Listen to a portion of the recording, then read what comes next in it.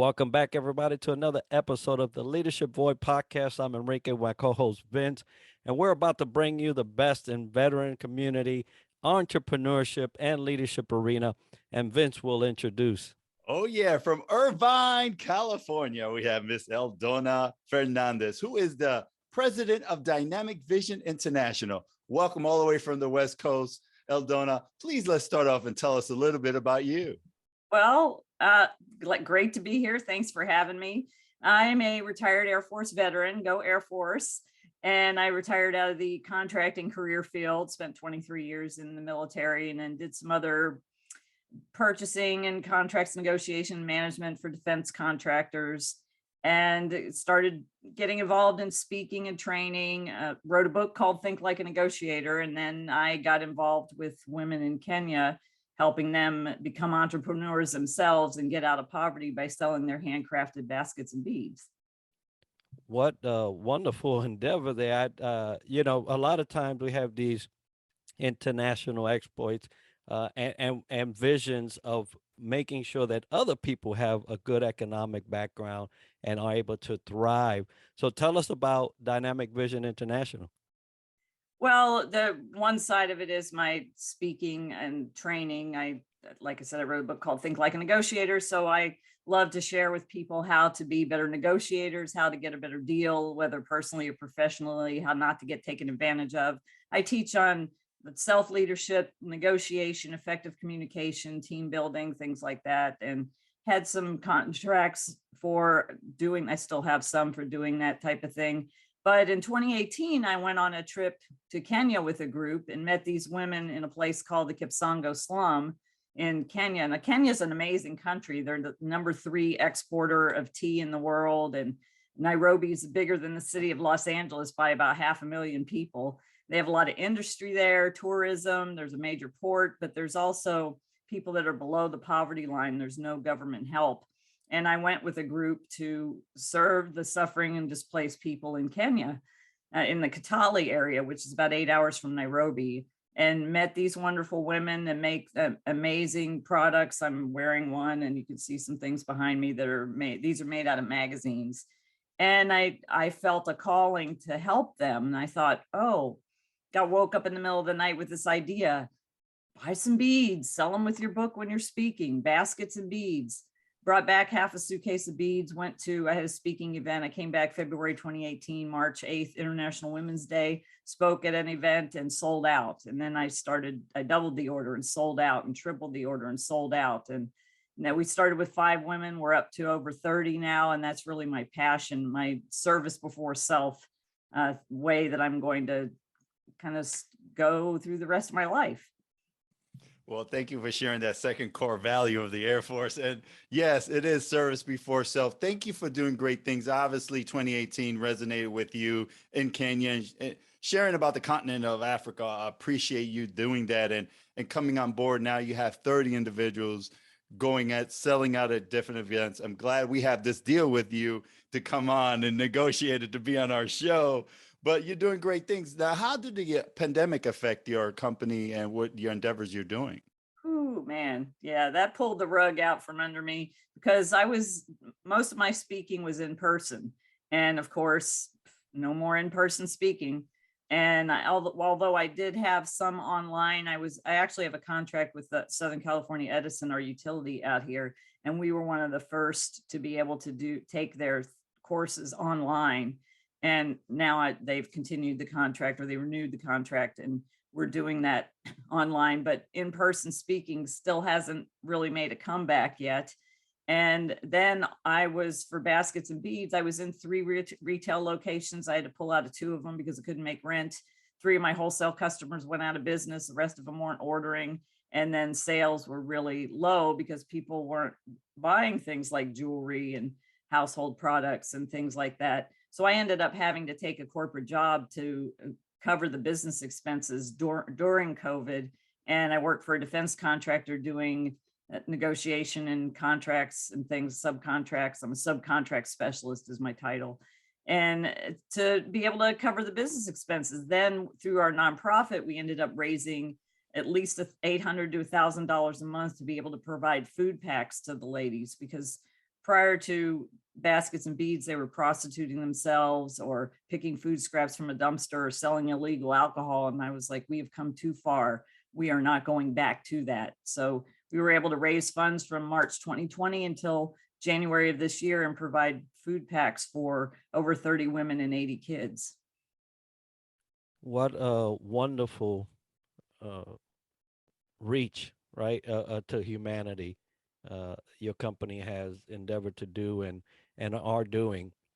It's amazing the different journey that the pandemic has taken everyone. I mean, we do these shows weekly, and we hear about these, but that you were able to position yourself in different aspects to keep the company going, to provide for yourself, and oh, by the way, 30 women and over 80 children is amazing.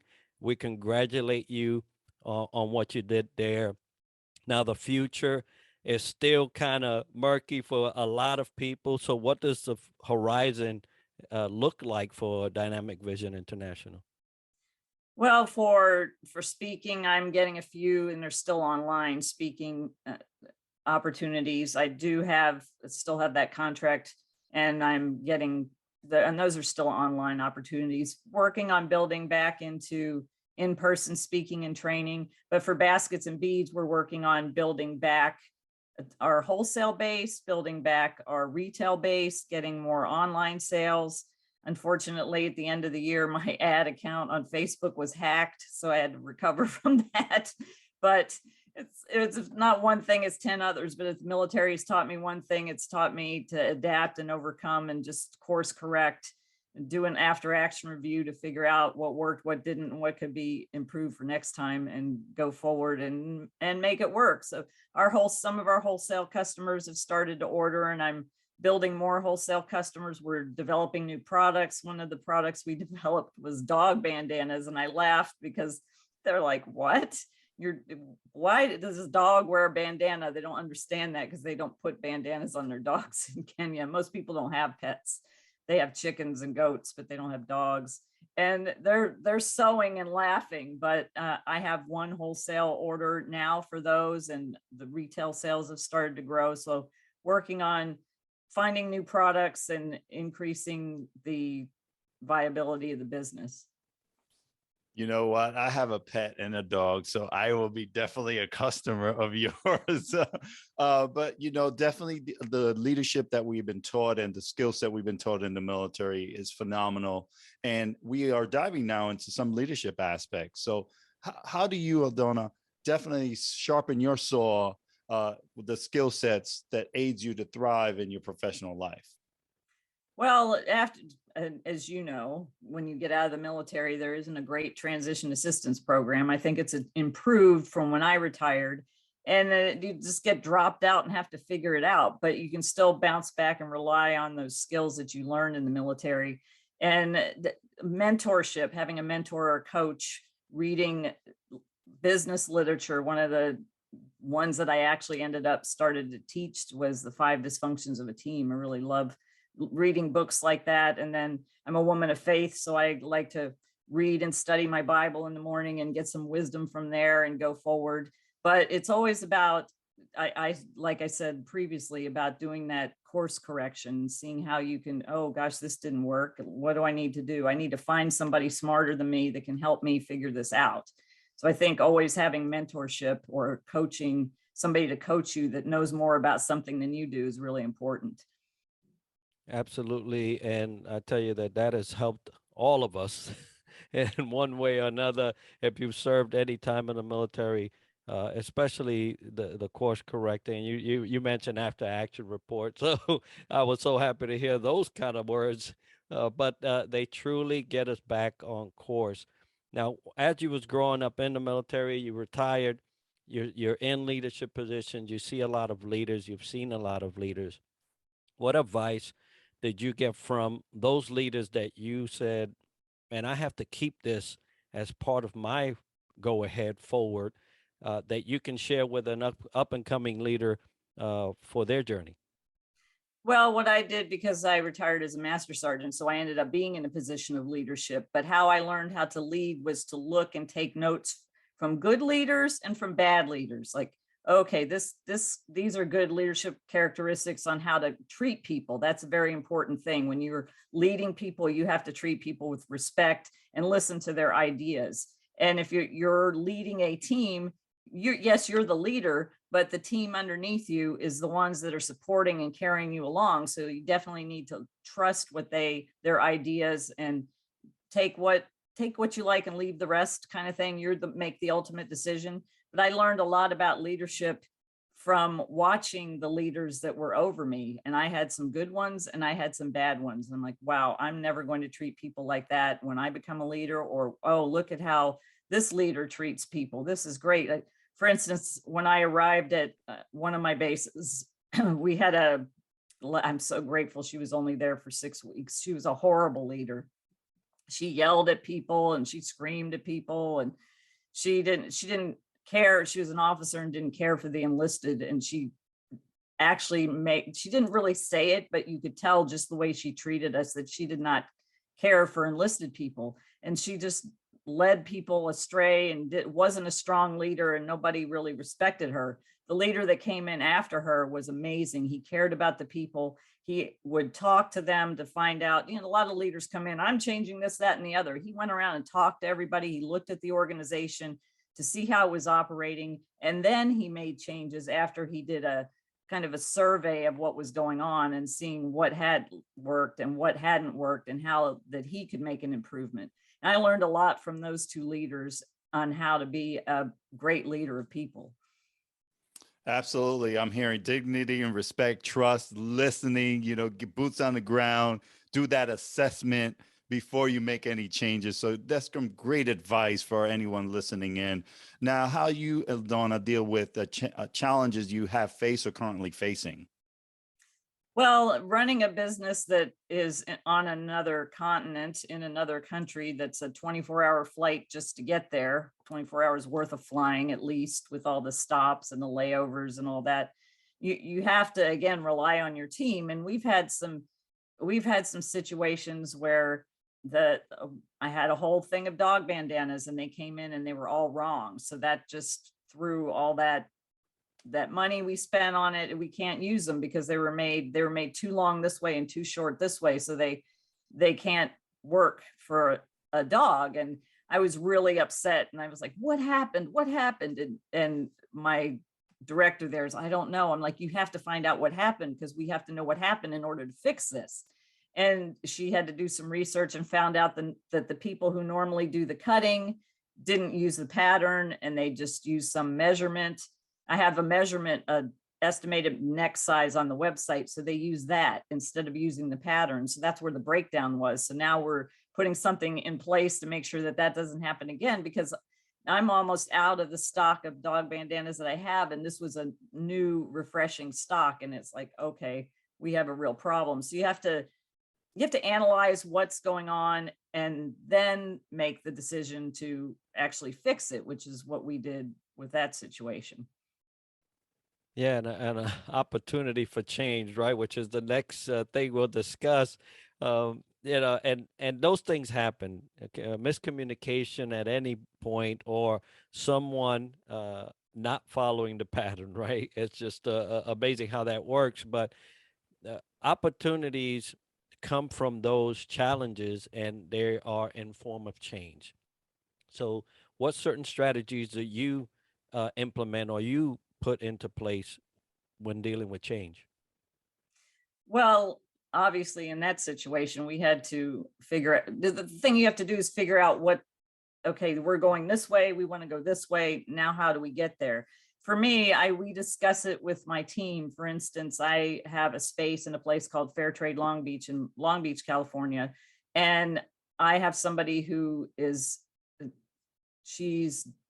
design and things. And okay, I want to change this. I seek advice from those people who know, okay, better than me. Like I said, find somebody who's smarter than you to do. I can't look at stuff. I can sort of do it, but oh, this goes here, that goes there. And as a matter of fact, since I hired her, my sales have gone up because the space looks a lot better. So we're getting ready to change it again. We sat down yesterday and had a meeting and a discussion about, okay, we're going to change. What are the steps we need to take? What is the date we want to do it? Okay, here's the date we want to do it. We need to work back from there. And then we need to do step by step everything we need in place in order to execute on that date. So I think it starts with conversation and discussion and a plan.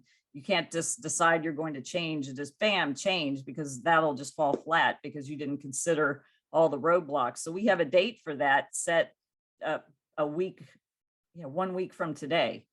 If we get everything in place, okay, great. If not, we can adjust and push it out further if we need to. But I think it starts with a discussion, a plan, and then a steps to execute.